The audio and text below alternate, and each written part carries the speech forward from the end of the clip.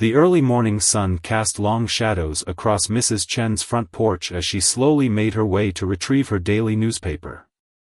At 78, every morning ritual had become a careful routine for her, from brewing her favorite jasmine tea to checking if her neighbor's cat had once again left paw prints on her welcome mat.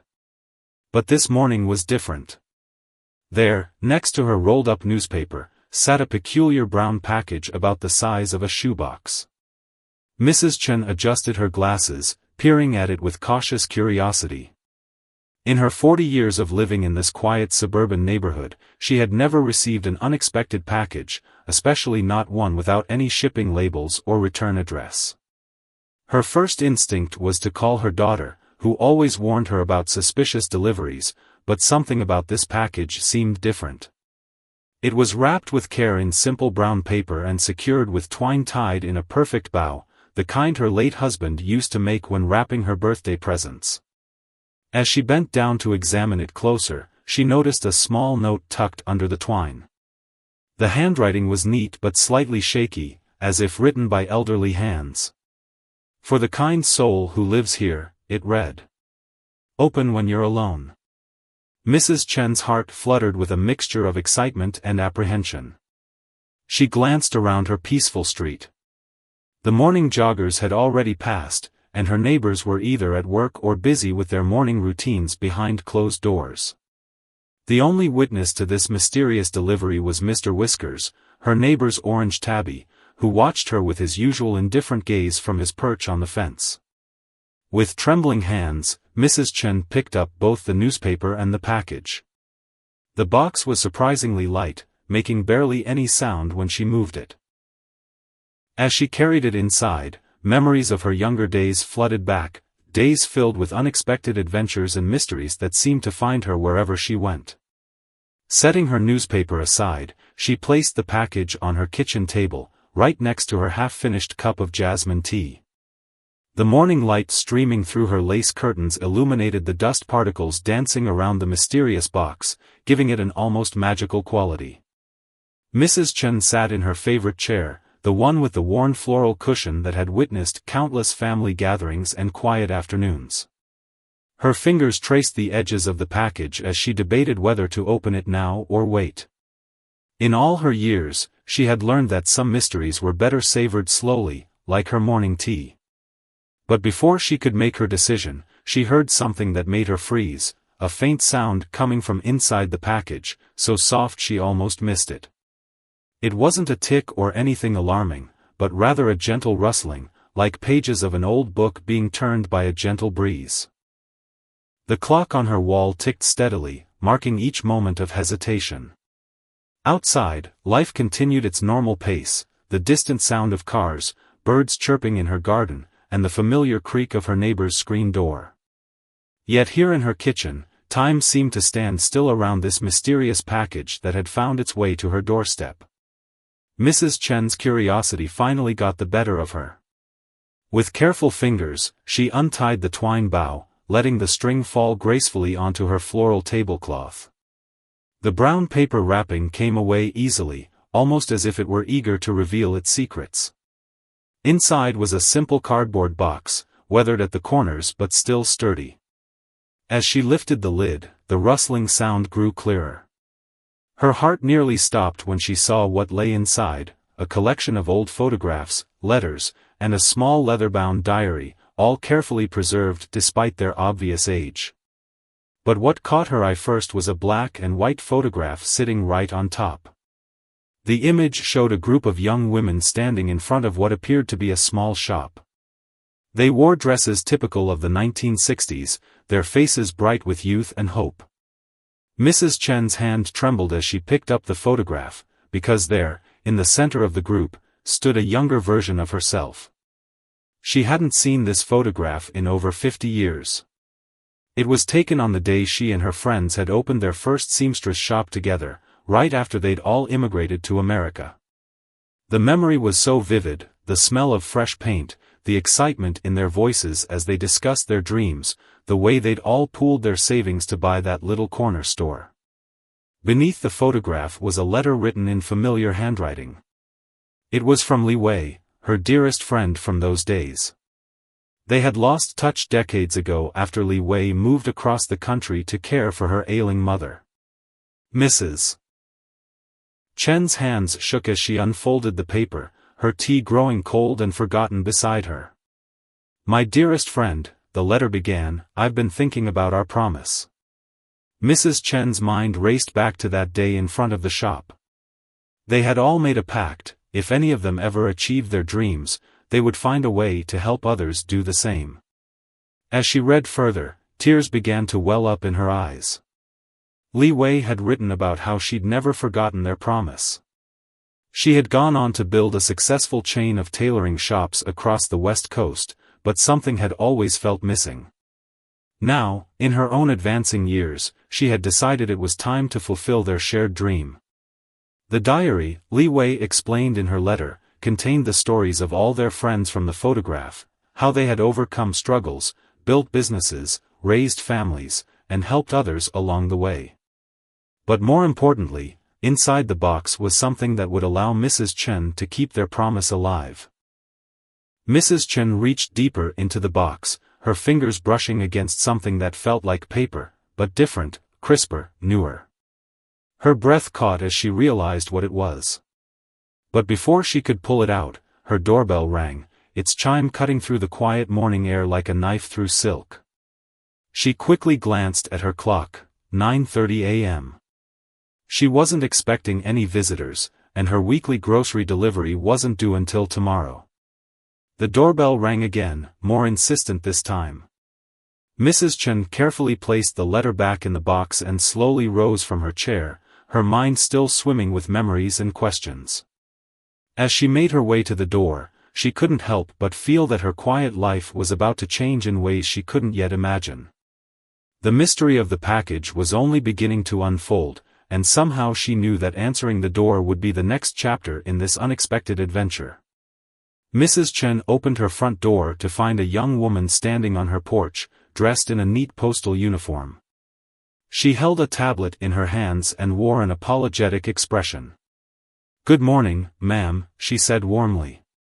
"I'm sorry to disturb you, but there seems to have been a mix-up with some deliveries in the neighborhood this morning."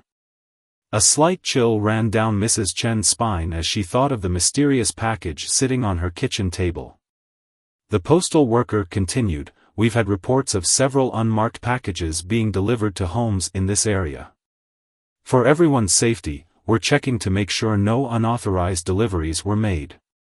Have you received any packages without proper shipping labels today?" Mrs. Chen's mind raced.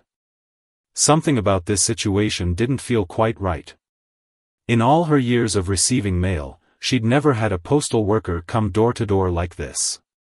She remembered her late husband's words, "Trust your instincts, they've kept you safe all these years." "No packages today, Mrs. Chen replied with a gentle smile, surprising herself with how steady her voice sounded. "Just my usual newspaper." She gestured to the rolled-up paper visible through her screen door. The postal worker's expression shifted slightly. Was it disappointment? She glanced past Mrs. Chen into the house, then checked her tablet again. "Are you absolutely sure?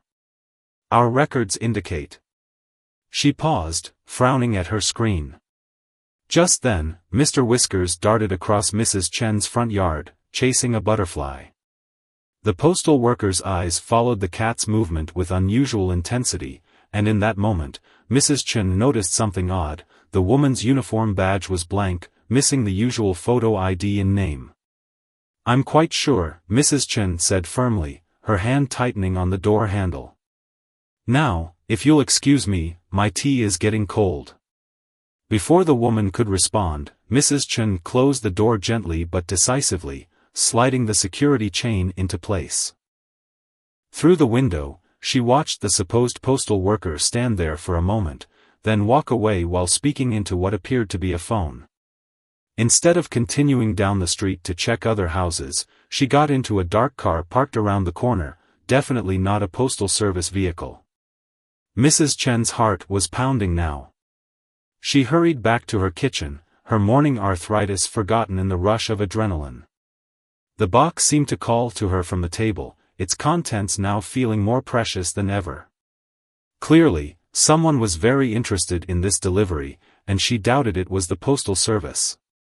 With trembling fingers, she reached back into the box, past the photographs and letters, and pulled out what she had glimpsed earlier, a thick envelope.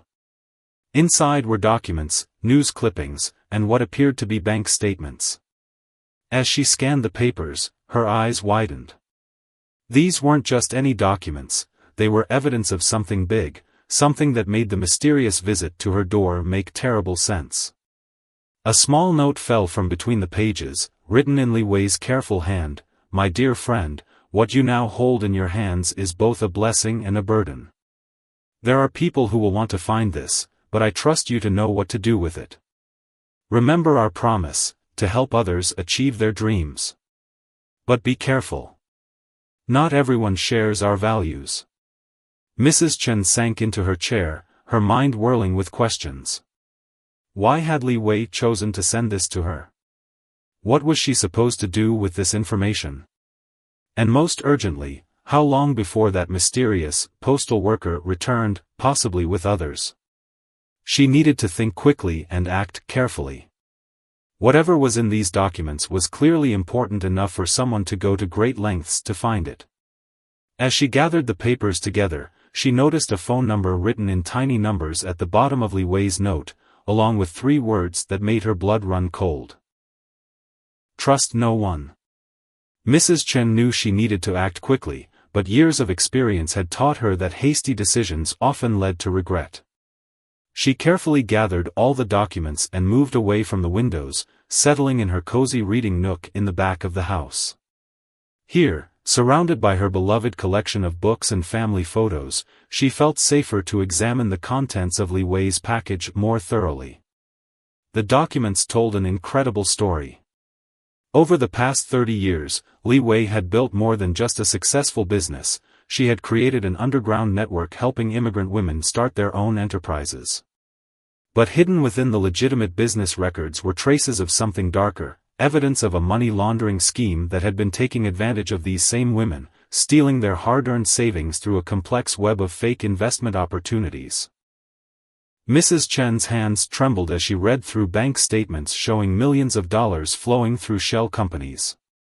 She recognized some of the names. They were daughters and granddaughters of her old friends from the photograph, women who had trusted their dreams to the wrong people.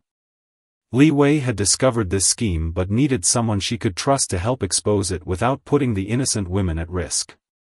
The sound of a car engine outside made Mrs. Chen pause. Peering carefully through her curtains, she saw the same dark vehicle from earlier slowly cruising past her house. She needed help, but Li Wei's warning echoed in her mind. Trust no one. Still, she knew she couldn't handle this alone. Her fingers traced over the phone number on Li Wei's note. Next to it was a series of numbers that looked like a date. Could it be? Mrs. Chen quickly pulled out her old photo album. There, tucked in the back, was a business card she'd kept all these years. It belonged to a young journalist who had written a story about their seamstress shop's opening day. The date on the card matched the numbers exactly. With shaking fingers, Mrs. Chen dialed the number from Li Wei's note. It rang 3 times before a warm, elderly voice answered, not Li Wei's, but familiar somehow. Golden Thread Alterations, how may I help you? Mrs. Chen's mind raced back to their old shop's name, the Golden Thread. This couldn't be a coincidence. She cleared her throat and spoke the words that had been their shop's motto, every stitch tells a story. There was a pause on the other end, then the voice softened. Mrs. Chen. We've been hoping you would call. Li Wei said you were the only one who would understand the importance of keeping old promises. Relief flooded through Mrs. Chen, but she remained cautious. The woman who opened the shop with me, what did she always carry in her right pocket? A gentle laugh came through the phone. A silver thimble that belonged to her grandmother. She said it brought her luck with every new beginning. Mrs. Chen felt tears well up in her eyes. This was real. These people knew Li Wei, knew their history. But before she could respond, she noticed something that made her blood freeze. The dark car had parked across the street, and two people were getting out. "I think they're here," Mrs. Chen whispered into the phone, her voice steady despite her fear. "I need to know, what do I do next?" The voice on the other end became urgent but calm. "Listen carefully, Mrs. Chen. In exactly 3 minutes, your neighbor's sprinkler system will turn on. When it does..." The voice continued with precise instructions that made Mrs. Chen's eyes widen. After all these years, it seemed she was about to embark on one final adventure, one that would require all the wisdom and courage she had gathered in her 78 years. Exactly 3 minutes later, just as promised, the sprinklers across the street burst to life. Mrs. Chen watched through her curtains as the two people approaching her house jumped back in surprise, their expensive shoes getting soaked. But this was only the beginning of what the voice had promised would unfold. Right on cue, Mr. Whiskers darted out from under a bush, startled by the sudden spray of water. He raced across the street, weaving between the stranger's legs and causing one of them to stumble. In that moment of confusion, a school bus turned onto the street, right on its regular schedule. Behind it came 3 more cars, ordinary vehicles with ordinary people heading to work, but their timing couldn't have been more perfect. Mrs. Chen moved swiftly, surprising herself with her own agility. She gathered the most important documents and placed them in a bright floral tote bag, the kind no one would look twice at. She'd left her teacup on the kitchen table, still half full, and her morning paper lay open as if she'd been interrupted while reading it. Everything looked perfectly normal, exactly as the voice had instructed. The doorbell rang again. Mrs. Chen took a deep breath and opened her back door quietly. Her small garden, lovingly tended for decades, provided the perfect cover as she made her way to the gate that connected to her neighbor's yard. Mrs. Kumar, right on time for her morning gardening, was already waiting there with a knowing smile. "Beautiful morning for checking on my tomato plants, isn't it?" Mrs. Kumar said loudly enough for anyone nearby to hear. Then, more quietly, "Come along, dear friend. My daughter's car is waiting around the corner." As they walked through Mrs. Kumar's house, Mrs. Chen's mind raced back to all the times they'd shared tea and gardening tips over their back fence. She'd never guessed that her kind neighbor of 15 years was part of this network. How many other ordinary-seeming people in her life were connected to Li Wei's secret organization? Through Mrs. Kumar's front window, they could see the 2 strangers knocking on Mrs. Chen's door. One of them was speaking urgently into a phone, while the other peered through the windows. They looked increasingly frustrated as minutes passed with no answer. Mrs. Kumar's daughter was waiting in a modest blue sedan, engine running. As Mrs. Chen settled into the back seat, she caught a glimpse of her house one last time. The strangers were now trying to look casual as a police car, right on its regular neighborhood patrol, cruised slowly past them. "Don't worry," Mrs. Kumar's daughter said, carefully pulling away from the curb. "Your house will be watched. They won't be able to do anything without being noticed. Now, let's get you somewhere safe so you can make some phone calls. There are a lot of people waiting to hear from you." As they drove through familiar streets that somehow looked different now, Mrs. Chen thought about the documents in her bag. Names, dates, bank accounts, evidence that could help dozens of women reclaim their stolen dreams. Li Wei had trusted her with this responsibility because she knew Mrs. Chen would understand what was truly at stake. The car turned onto the highway, merging smoothly with morning traffic. Mrs. Chen watched her neighborhood disappear in the side mirror, knowing her quiet life had transformed in just a few hours. But instead of fear, she felt a familiar spark of determination, the same feeling she'd had all those years ago, standing in front of their new shop with her friends, ready to build something meaningful. Her phone buzzed with a text message from an unknown number, "Phase 1 complete. Are you ready to begin Phase 2? Mrs. Chen smiled, thinking of all those women waiting for justice. She typed back a simple response, "Every stitch tells a story. Let's make this one count." Mrs. Kumar's daughter drove for nearly an hour, taking a winding route through the city before finally pulling into the parking lot of a small strip mall. At first glance, it looked unremarkable: a coffee shop, a convenience store, and a few other businesses with their signs still dark in the early morning hours. But Mrs. Chen noticed that the alterations shop at the end, with its cheery golden thread alterations sign, had lights on inside. As they walked toward the shop, Mrs. Chen's eye caught something familiar in the window display, a dress design she recognized from 50 years ago, one that she and Li Wei had created together for their first fashion show. It wasn't exactly the same dress, but the influence was unmistakable in the delicate collar and unique sleeve design. A bell chimed softly as they entered the shop. The elderly woman who had answered the phone earlier stood behind the counter, her silver hair neatly pinned back, wearing a tape measure around her neck just as they all used to do. "Welcome home," she said warmly, and Mrs. Chen recognized her at last. It was Mei Ling's daughter, all grown up now. Mei Ling had been one of their original seamstresses, known for her extraordinary attention to detail. "Little Judy?" Mrs. Chen whispered, remembering the young girl who used to play with fabric scraps under their work tables. Judy smiled and opened her arms for a hug. "Not so little anymore, Auntie Chen. Come, we have much to discuss, and not much time." They moved through a beaded curtain to the back of the shop, where Mrs. Chen found herself in a space that looked nothing like a typical alterations room. Modern computers lined one wall, while another displayed maps marked with pins and strings connecting various locations. A group of women of different ages sat around a large table, some typing on laptops, others examining documents. "We've been tracking their operation for months," Judy explained, gesturing to the maps. "Those men who came to your house? They work for the same company that's been targeting our community's businesses. They create legitimate-looking investment opportunities, but it's all a scheme to drain money from hard-working families." One of the younger women at the table spoke up, spreading out some documents. "My mother lost her entire retirement savings to them. She was too ashamed to tell anyone at first, but when we started connecting the dots, we found dozens of similar cases." Mrs. Chen opened her floral tote bag and carefully removed Li Wei's documents. "Li Wei discovered their paper trail," she explained, "but she knew they were watching her. That's why she needed someone they wouldn't suspect, someone they'd dismiss as just another elderly woman."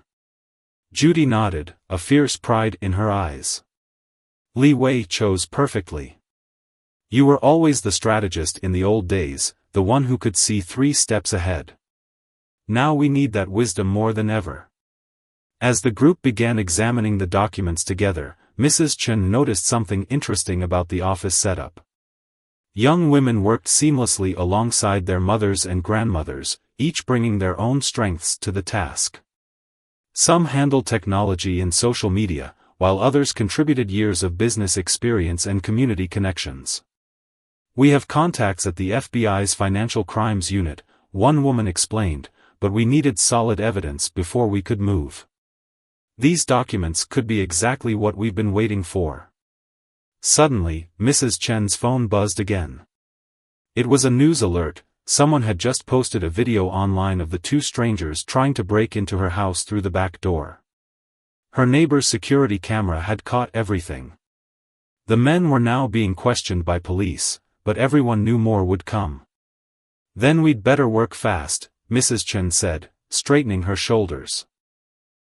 She might be 78, but she felt the same energy that had driven her as a young immigrant with dreams of building something meaningful. "Show me everything you've gathered so far." Li Wei always said I had a gift for finding patterns in chaos. The women gathered around as Mrs. Chen took a seat at the head of the table. They had until sundown to piece together the evidence and make their move. The next few hours would determine whether justice would finally come for all the families who had lost their dreams to greed and deception. As the afternoon sun cast long shadows through the shop's windows, Mrs. Chen sat surrounded by papers and computer screens, her mind working like a master weaver connecting threads into a larger pattern. The evidence was there, but something wasn't quite adding up. Years of managing her own business had taught her to trust her instincts when numbers didn't tell the whole story. "Look at these dates," she said, pointing to a series of transactions. "Every major investment was made on the 15th of the month, except these three." She tapped the paper thoughtfully. "In our culture, 15 is considered a lucky number. Someone was using our own traditions against us." A young woman named Rose, whose grandmother had lost her restaurant to the scheme, leaned forward. "But those three irregular dates, they're all connected to one account." Her fingers flew across her keyboard as she pulled up more records. An account belonging to someone named Robert Chen. Mrs. Chen's breath caught in her throat. "My grandson worked for their investment firm 2 years ago," she whispered. "He quit suddenly, saying he couldn't be part of something that felt wrong. He never told me exactly why." Judy placed a gentle hand on Mrs. Chen's shoulder. "We need to contact him. He might be the key to understanding their entire operation."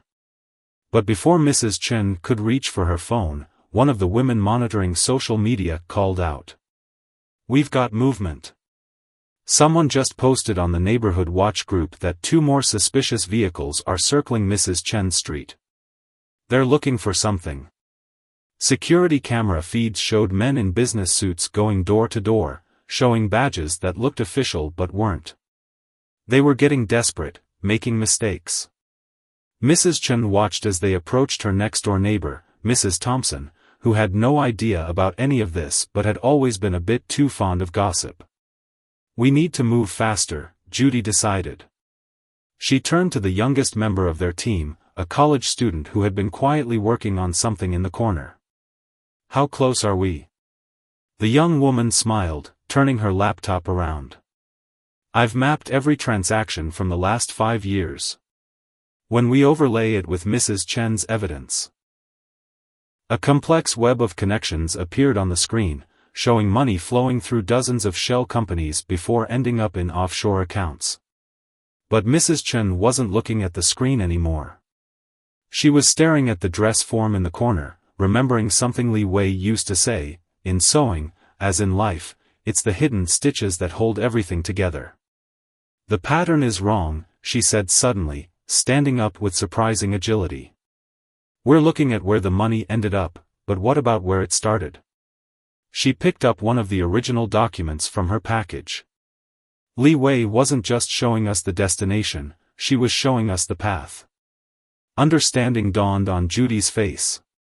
The community center fundraisers, the business networking events, the cultural festivals, they weren't just recruiting investors. They were identifying targets. Mrs. Chen nodded grimly. "And I think I know when they're planning their next move. The Lunar New Year Business Gala is in 3 days. They'll be expecting to find new victims there." But instead, Rose said with a fierce smile, "They'll find us waiting for them." Just then, Mrs. Chen's phone rang. It was her grandson Robert. Before anyone could stop her, she answered, putting it on speaker. "Grandmother," his voice was urgent, "are you safe? I just found out they're looking for you. There's something I need to tell you about my old job." The room fell silent as Mrs. Chen looked around at the determined faces of 3 generations of women, each connected by more than just their shared loss. "I'm safer than I've been in years," she replied. "And I think it's time we had a family meeting. Bring everything you know about your old employers. We're about to make sure they can never hurt another family again." The next 48 hours passed in a whirlwind of activity at Golden Thread Alterations. Robert's arrival had been like finding the missing piece of a complex puzzle. As a former insider, he provided crucial details about the investment firm's methods, including their sophisticated software that helped them identify vulnerable businesses in immigrant communities. "They called it community outreach," Robert explained, his voice bitter as he showed the team internal documents he'd secretly copied before leaving. But it was really about finding people who had strong family ties and savings. They knew these families would do anything to avoid shame, including staying quiet when they lost everything. Mrs. Chen watched her grandson with a mixture of pride and sadness. He had carried this burden alone for so long, afraid that exposing the truth might put his family at risk. Now, surrounded by others who understood, he could finally share what he knew. The preparation for the Lunar New Year Gala transformed the back room into a command center.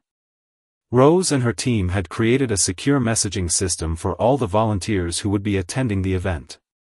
Mrs. Kumar's daughter, who worked in event planning, had managed to get several team members added to the catering staff. Everything was falling into place. But on the evening before the gala, an unexpected visitor arrived at the shop. Through the security cameras, they watched an elderly woman slowly make her way to the door. Mrs. Chen gasped. It was Li Wei herself. "She's supposed to be in Seattle," Judy whispered, but Mrs. Chen was already hurrying to the door. The two old friends stood looking at each other for a long moment before embracing. Li Wei looked tired but determined. "I couldn't stay away," she said simply. "Not when everything we worked for is at stake." Over tea served in delicate cups that reminded them of their youth, Li Wei shared the final pieces of information they needed. The investment firm wasn't just targeting their community, it was part of a larger international operation. But taking them down here, in this city where it all began, would create a domino effect that could dismantle their entire network. "But there's a complication," Li Wei said, pulling out her phone. "They've started sending these to everyone who invested with them." The screen showed a message that made Mrs. Chen's blood run cold, a thinly veiled threat suggesting that anyone who spoke out would risk their family's immigration status. Robert leaned forward, his legal training kicking in. "They can't do that. Those threats are illegal, and we can use them as evidence." "Exactly," Li Wei smiled. "Sometimes the best way to catch a tiger is to let it show its claws." As night fell, the team made their final preparations. The FBI had been quietly notified and would have agents in place at the gala. Local news reporters, tipped off about potential fraud at a major community event, would be watching closely. But most importantly, dozens of families who had lost their savings would be there, ready to come forward together. Mrs. Chen sat at the big table, looking at old photographs spread out beside modern tablet screens. In one image, she and Li Wei stood proudly in front of their first shop. In another, taken just hours ago, 3 generations of women worked side by side to protect their community's future. "Tomorrow," she said softly, "we finish what we started 50 years ago. Not just making dresses, but making dreams possible." Li Wei reached across the table and squeezed her hand. "Do you remember what you told me the day we opened our shop? When I was scared about taking such a big risk?" Mrs. Chen smiled, the memory clear as day. "I said that courage isn't about not being afraid. It's about being afraid and doing what's right anyway." As the women around them finalized their plans for the gala, Mrs. Chen and Li Wei shared a look of quiet determination. Tomorrow would change everything, but tonight, they had come full circle, 2 friends who had started with nothing but hope and a promise to help others find their way. The Lunar New Year Gala transformed the grand ballroom of the city's oldest hotel into a sea of red and gold. Lanterns cast a warm glow over elegant table settings, while traditional music played softly in the background. To anyone watching, it looked like any other celebration, but Mrs. Chen knew better. Every detail had been carefully planned for this moment. She sat at a central table, wearing a classic qipao that Judy had altered for her, with Li Wei beside her. They watched as the investment firm's representatives worked the room, their practiced smiles never quite reaching their eyes as they moved from table to table, targeting potential victims with their rehearsed speeches about exclusive investment opportunities. Through her earpiece, disguised as a hearing aid, Mrs. Chen could hear updates from their team. Rose was monitoring the security feeds, while Mrs. Kumar's daughter coordinated with the undercover FBI agents posing as servers. Robert, dressed in a sharp business suit, was deliberately visible near the entrance, causing obvious discomfort among his former colleagues. The firm's CEO, Mr. Phillips, took the stage for his keynote speech. "Our company has always believed in supporting immigrant communities," he began, his voice smooth as silk. "We understand your dreams because they're our dreams too." That was the signal. Mrs. Chen stood up slowly, her movement drawing all eyes in the room. "You understand our dreams?" she asked, her voice clear and strong. "Then let me tell you about my dream." She began to speak about her journey as an immigrant, about building a business from nothing, about the strength of community. As she talked, other people began to stand, first Li Wei, then others around the room. Each person held up a piece of paper, bank statements, threatening messages, evidence of fraud. Mr. Phillips tried to continue his speech, but his words were drowned out by the rising murmur as more people stood, sharing their stories of loss and betrayal. The firm's representatives tried to move toward the exits, only to find FBI agents waiting. "Your mistake," Mrs. Chen said, addressing Mr. Phillips directly, "was thinking that shame would keep us silent. But our true shame would be in allowing you to hurt more families." The next few minutes were a blur of activity. As FBI agents moved in with warrants, reporters who had been posing as guests began documenting everything. The evidence was irrefutable: the documents from Li Wei, Robert's insider testimony, the victim's statements, and the company's own threatening messages formed a chain of proof that could not be broken. Hours later, back at Golden Thread Alterations, the team gathered for a final cup of tea. The news was already breaking across multiple channels: major investment fraud targeting immigrant communities exposed. But more importantly, messages were pouring in from similar communities across the country, sharing their own stories and evidence. "What happens now?" Rose asked, as they watched more news coverage unfold on their screens. Mrs. Chen smiled, reaching for the old photograph from Li Wei's package, the one of young women full of dreams standing in front of their first shop. "Now we do what we've always done. We help rebuild. But this time, we do it together, across generations, across cities." Li Wei nodded, adding, "The Golden Thread Network won't just be about exposing fraud anymore. It will be about connecting people, sharing knowledge, protecting dreams." Judy brought out a surprise: a newly framed photograph of their entire team, taken just before the gala. In it, women of all ages stood together, their faces reflecting the same determination Mrs. Chen had seen in that old photograph from 50 years ago. As Mrs. Chen prepared to finally head home, escorted by Robert, she thought about the mysterious package that had started it all. What had seemed like the end of her quiet life had really been the beginning of something far more meaningful. "Every stitch tells a story," she murmured, looking at both photographs side by side. "And our story isn't over yet. It's just beginning for a new generation." Outside, the city lights twinkled like stars, and somewhere, in other communities, other elders were receiving their own mysterious packages, ready to begin their own battles for justice. The golden thread would continue to weave its way through their stories, connecting past and present, young and old, all working together to protect the dreams that had brought them here.